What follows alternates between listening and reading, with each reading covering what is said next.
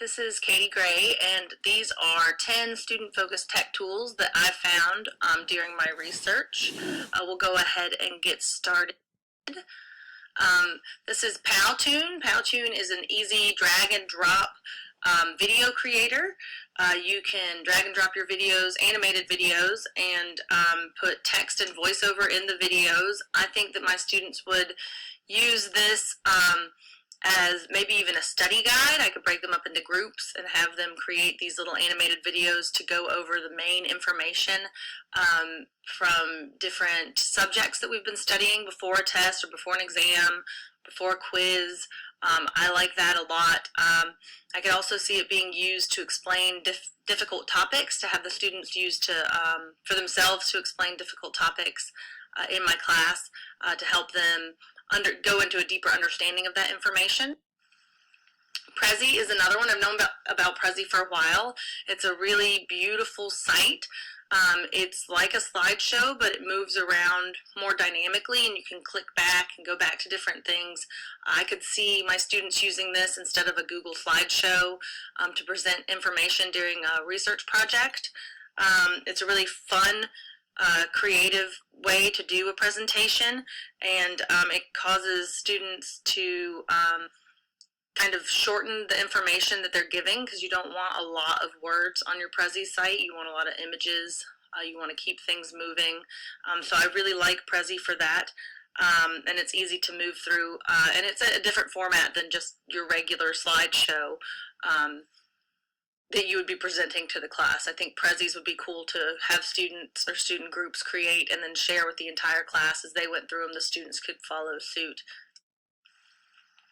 Pixton is a great website. My husband actually used this for his master's degree. His final culminating project was Pixton. It is a place where you can create your own comics and insert words and create your own characters. And I think that this would be great, as Pixton actually says on their website, to be used as a storyboard site instead of having the students draw out information. Actually use Pixton instead to relay difficult text. So, you know, like a slide per paragraph of what was happening in that text. I think that this would be an interesting way for students to read text, really get the information out of it, and be able to relay it in a fun, creative fashion that they might find interesting. This is BibMe. BibMe is a really easy 1, 2, 3 step bibliography site for students to cite research. My students are learning how to cite sources in 9th grade. They learn that in communication skills and in English, and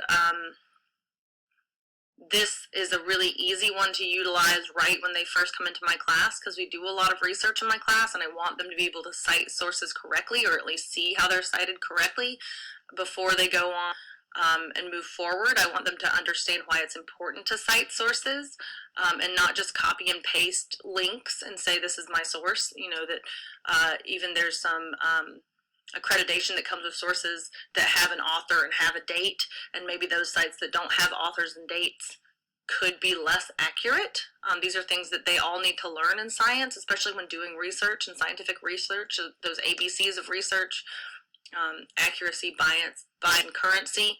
You know, if they're reading an article about air pollution from 1954, that's probably not the best thing to be using unless they're going to take that information and compare it to a more recent document. Anyway, I can see myself using BibMe for students at the beginning of the school year before they learn how to write their own bibliographies and cite their own references.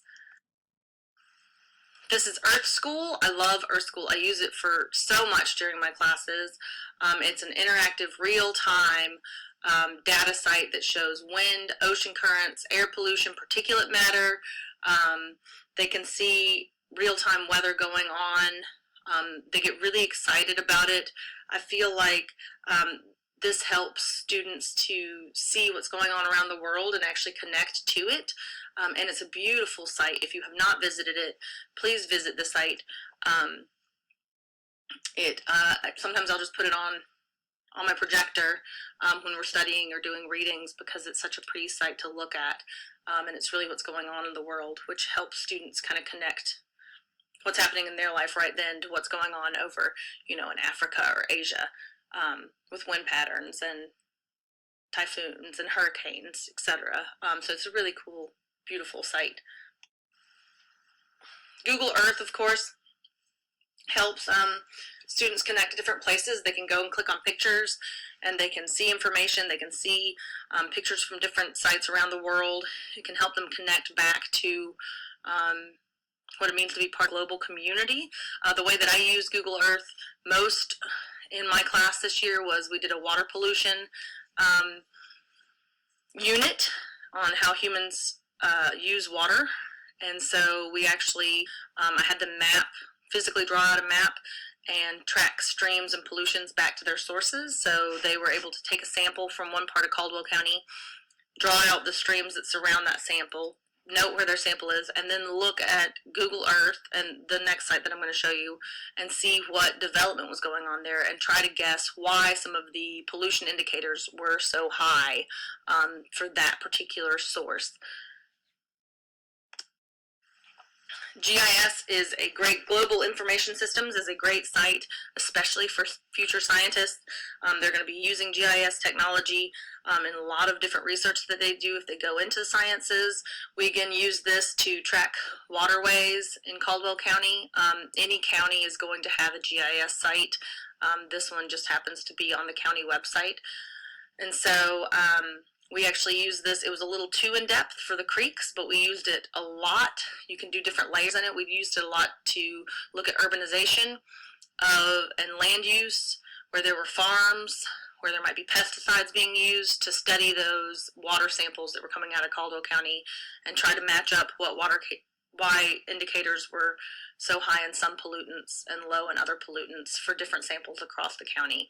And then the culminating project where they came up with a water plan, a water quality plan for Caldwell County that they presented to me as a county commissioner to implement in Caldwell. And they came up with amazing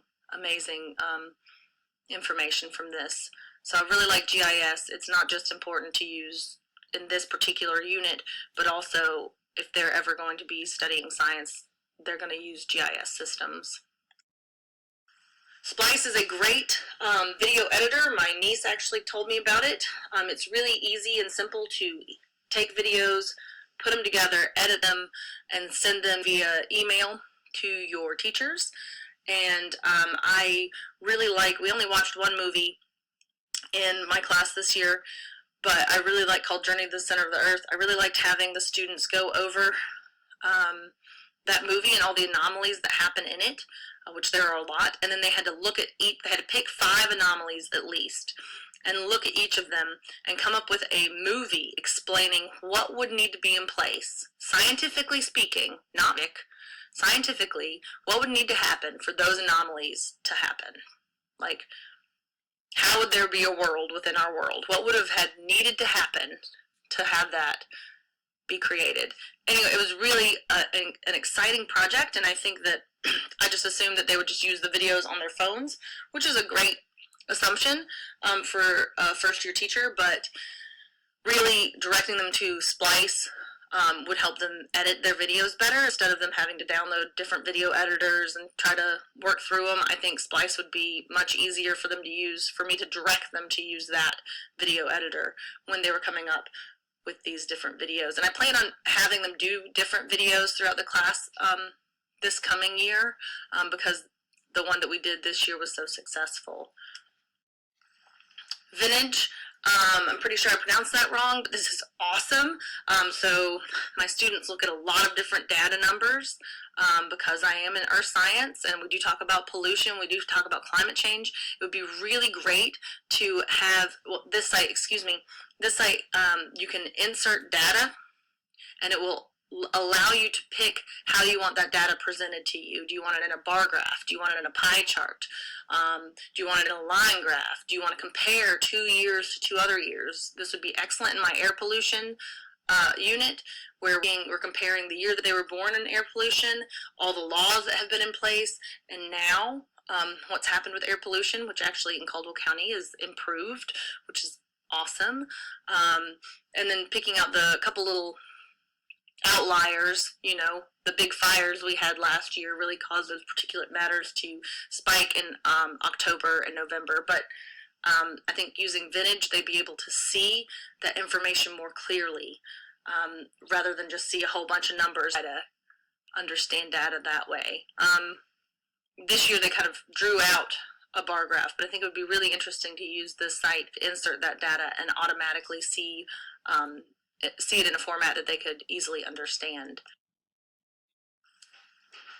Trello, I am so going to use Trello myself because it's just kind of an amazing site. It's free, and it basically, you have a to-do list, what you're doing, and then what's been done. And so this would be excellent for group projects. I do so many group projects. I honestly can't tell you how many we did this year, and I'm going to do it again because I loved having students work together, collaborate, think. These are all 21st century skills that they're going to need.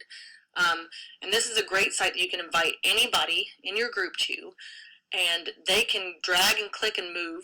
So you have your to-do list, what has to be done, and then y'all can pick any of the items from the to-do list and say that you're doing it.